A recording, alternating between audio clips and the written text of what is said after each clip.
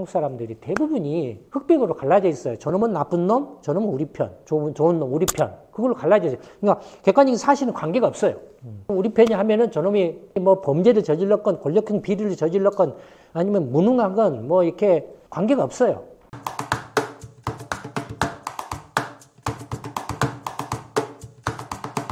저는 이제 한국이라는 나라가, 한국 사회가 지난달에 제가 이렇게 이제 동영상 통해서 여러분들하고 이제 시민공방에서 이렇게 토론을 했던 내용들이 그래도 조금 뭐 한두 곳 정도로부터는 좀 주목을 받지 않겠느냐라고 생각을 했었어요. 근데 오늘 이렇게 와서 또 확인을 해보니까 뭐 거의 그런 게 없더라고요.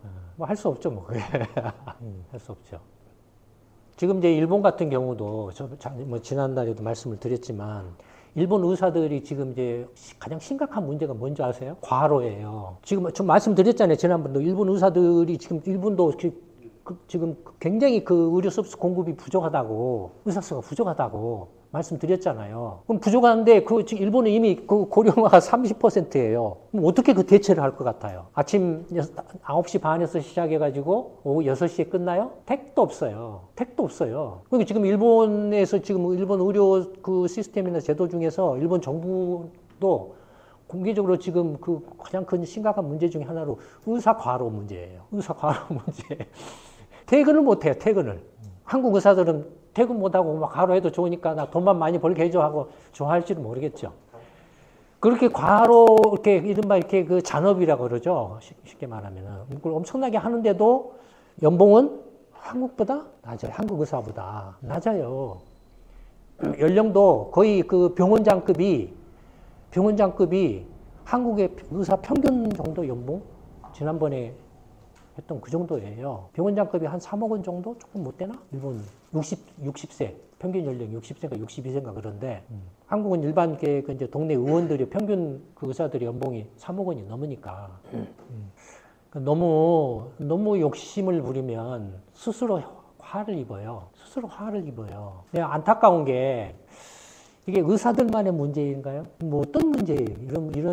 이렇게 그 의사들이 강력하게 반발하는 것에 대해서 이렇게 합리적이고 논리적인 이야기가 불가능한 상황이 벌어졌는데, 이게 보다 근본적인 문제는 어디에 있나요? 이런 상황이 벌어지는 것에 대한. 네, 정치권의 문제죠. 그러니까 이게 지금 이미 한국의 정치권은 그 한국이라는 나라를 이끌어갈 능력을 상실해 버렸어요. 이미 이제 권력형 비리 집단, 그다음에 무능력 집단, 그다음에 수단과 방법을 가리지 않고 이제 해먹겠다 이런 거예요. 권력형 비리라는 것이 이런 것들이 용납되고 있는 이런 황당한 상황이 지금 한국의 정치권인 거죠.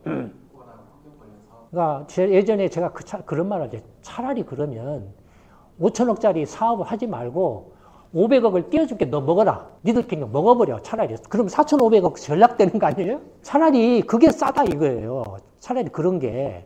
근데 거기서 저는 더더욱 이해가 안 되는 게 한 가지 있어요. 정치권이 그렇다 이거예요. 그러니까 정치권이 이 의료개혁 문제가 가장 그 국민의 행복, 건강권, 헌법에서 이렇게 명시한 건강권에 대해서, 건강하게 오래 행복하게 살 수 있는 권리에 대해서 정치권이 이렇게 그 외면하고 아무런 문제 해결책을 제시도 못하고 오히려 눈치만 슬슬 보고 하면서 이렇게 문제를 이렇게 사단을 이렇게 키워버리는 상황, 이런 상황이 너무 이렇게 어처구니가 없다 이거예요. 근데 거기에 더해서 더더욱 이제 어이가 없고 이해 불가한 일은 뭘까요? 그런 상황인데. 이런 것에 대해서 일반 국민들이 또 나 몰라라 하고 있다라는 게 저는 이해 불가요. 그래서 어쩔 수 없어요. 그거 이제 뭐 파산이 됐든 파국을 맞든 아니면 이제 뭐 난리가 나든 그건 이제 국민들이 뒤집어 쓸 수밖에 없어요. 그때 가서 뭐 중내산해 해봐야 이미 이제 때는 늦은 거죠. 방법이 없어요. 그때 가서 이렇게 중내산해 해봐야 이미 의료 그 개혁 문제에 관련해서 의사 어떤 증오 문제가 물론 이제 정부가 일반 국민들을 대변한다라고 입장을 대변한다라고 하지만 그게 단체하고 정부하고 그다음에 예를 들어서 패널을 만들어서 그쪽과 관련된 어떤 시민사회로부터의 어떤 전문가 집단이라든지 전문기관이라든지 아니면 하다못해 정부 출연 연구기관이라든지 이런 데가 참여해서 공개적으로 토론하고 이렇게 이야기를 해야 되는 거 아니에요? 했었나요? 저는 못 봤어요. 그런 거. 했었나요? 대한민국 역사상 그런 적이 있었습니다. 예전에는 그런 가끔씩 했던 것 같아요. 하긴 했었어요? 작년에. 근데 뭐 아무 의사들이 일어났다고. 예, 그러니까 무슨 이렇게 말을 못하게 그냥. 100분 토론 이런 거 TV를 안 봐가지고. 그런 거 말고 일단 그렇게라도 한 그 이렇게 이미 그런 방송 자체가 망가져 버렸는데, 그러니까 그런 패널들을 이렇게 전문가 어떤 그 집단이라든 이런 시민사회로부터 일반 국민들의 입장을 대변하는 그런 전문가 집단들이 참여를 해서 의사라든지 정치권이라든지 정부라든지 이런 사자되면 오자되면 오자대 토론 이런 식으로 해서 해야지 이야기를 하는 식으로 이렇게 뭐 그것도 이제 뭐 갈등이 골이 이제 좀 클 수 있다라면 그걸 1차, 2차, 3차, 4차, 5차, 10차까지 계속 그런 토론을 해서 그래서 이제 뭐 무한정 할 수는 없으니까 뭐 10차까지 하고 그걸 이제 어쨌든 간에 결론을 내서 국민들한테 공동으로 보고를 하자. 그래서 서로 간에 또 입장이 해소가 안 되는 부분이 있으면 안 되는 대로 왜 해소가 안 됐는가에 대한 이유나 원인들에 대해서도 국민들한테 공개적으로 설명을 해야 되잖아요. 설명을 하자. 그러면 어느 놈이 이제 죽일 놈이고 살릴 놈인지를 알 거 아니에요. 일반 국민들이. 그게 민주주의 어떤 그에서의 국민들의 어떤 꼭 그게 형식적으로 해서 선거만 해 투표만 하는 것이 그게 민주주의냐 이거예요. 대의제잖아요. 그러니까 토론하는 거잖아요. 대표에서 토론하는 거잖아요.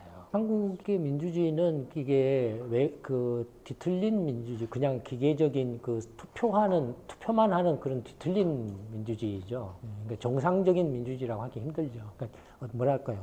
집단주의? 그러니까 팬클럽문이라든지 뭐라고 해야 되나요? 빠돌이 민주주의? 그런 거죠. 그러니까 맹목적인 거죠. 그러니까 안 보는 거예요. 내 발밑에 객관적인 현실이 뭐고, 그다음에 앞으로 일어날 그 미래에 대한 전망이나 예상이 어떤 거고, 이런 걸 안 보는 거예요. 그죠? 그냥 자기의 무지함에 딱 자기 스스로 갇혀가지고 자기 스스로 세뇌돼 있어가지고, 딱 흑백으로 자기 스스로가 이미 갈라져 있어요. 한국 사람들이 대부분이 흑백으로 갈라져 있어요. 저놈은 나쁜 놈, 저놈은 우리 편, 좋은 놈 우리 편. 그걸로 갈라져 있어요. 그러니까 객관적인 사실은 관계가 없어요. 그러니까 수단과 방법을 가리니까 우리 편이 하면은 저놈이 우리 편이 뭐 범죄를 저질렀건 권력형 비리를 저질렀건 아니면 무능한 건 뭐 이렇게 관계가 없어요.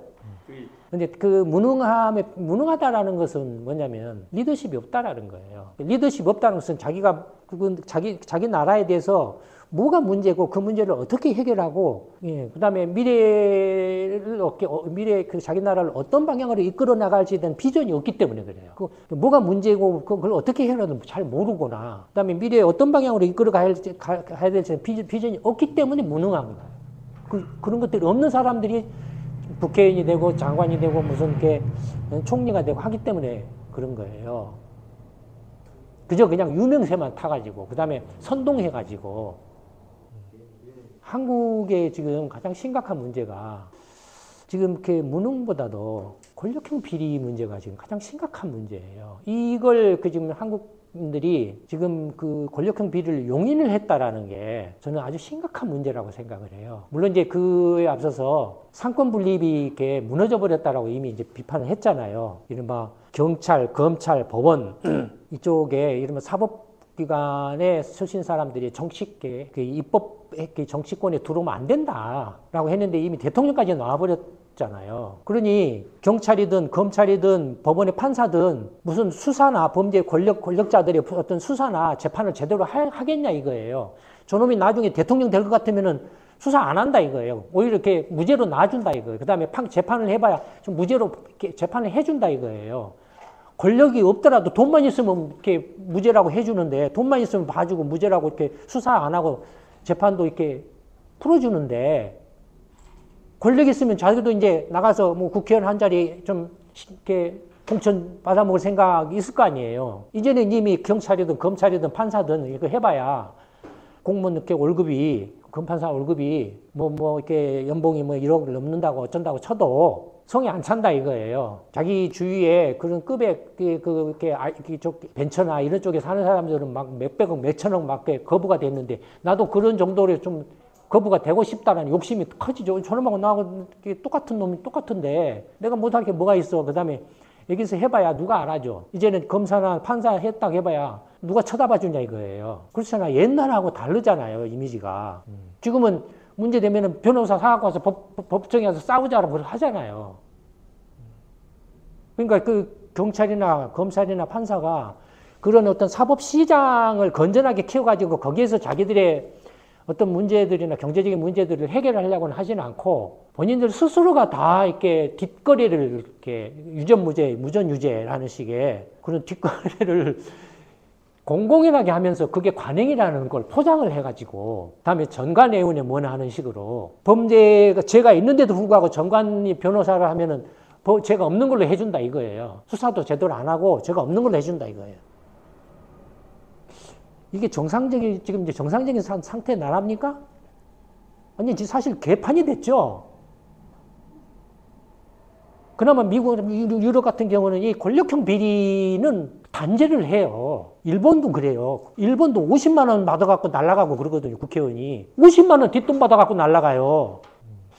그러니까 이게 지금 그 의료계획 문제가 이게 분야만 다른 뿐이지 이미 한국 사회의 이른바 그 기득권, 엘리트 집단들이 기득권, 사법 엘리트, 행정 관료 엘리트, 그 다음에 의료 엘리트, 이런 기득권 집단들이 이미 힘자랑을 이미 해버린 상황이에요. 거기에 이렇게 어리석은 백성들이 휘둘려가지고 빠돌이가 돼가지고 불행한 결정들을 하고 있는 거죠. 결정을 해버린 거죠. 지금 계속 그런 불행한 결정들을 하고 있는 거죠. 그건 이제 자기들이 뒤집어 쓸 수밖에 없어요. 근데 그 땜질을 어떻게 하죠, 지금까지? 제로. 그렇죠. 빚이 지금 폭증을 하고 있잖아요. 정부만 빚이 폭증하고 있나요? 거기에도 빚이 폭증을 하고 있잖아요. 방법이 없으니까 내가 정상적으로 일해가지고 월급이나 어떤 내가 사업을 해가지고 돈을 받아서는 내 삶을, 내 가족을, 내 자식들을 좀 이렇게 책임을 지기가 힘들겠구나. 아니, 수단과 방법을 가리지 않고 나이가 많든 나이가 적든 부동산이네, 뭐 주식이네, 이제 비트코인이네, 뭐네. 이제 지금은 이것밖에 없어. 내가 돈을 벌 수 있는 것은. 그것밖에 없어. 이런 상황이 돼버리고 있다 이거예요. 어느 누구도 지금 그러면은 근데 지금 젊은 사람들이 그렇게 좋은 자기가 하고 싶은 일자리를 원하는데 그걸 어떤 정권이 정권을 잡아도 어떤 정당이 정권을 잡아도 그거 하나 해결을 못 해준다 이거예요. 20대, 30대, 40대가 하고 싶은 일자리나 이런 것들을 못 만들어준다 이거예요. 못 만들으니까 그 다음에 이제 50대, 60대, 70대 하면 이제 4호정, 5, 6도 뭐 해가지고 명태네 뭐네 해가지고 하니까 이제 뭐 하는 게 뭐예요?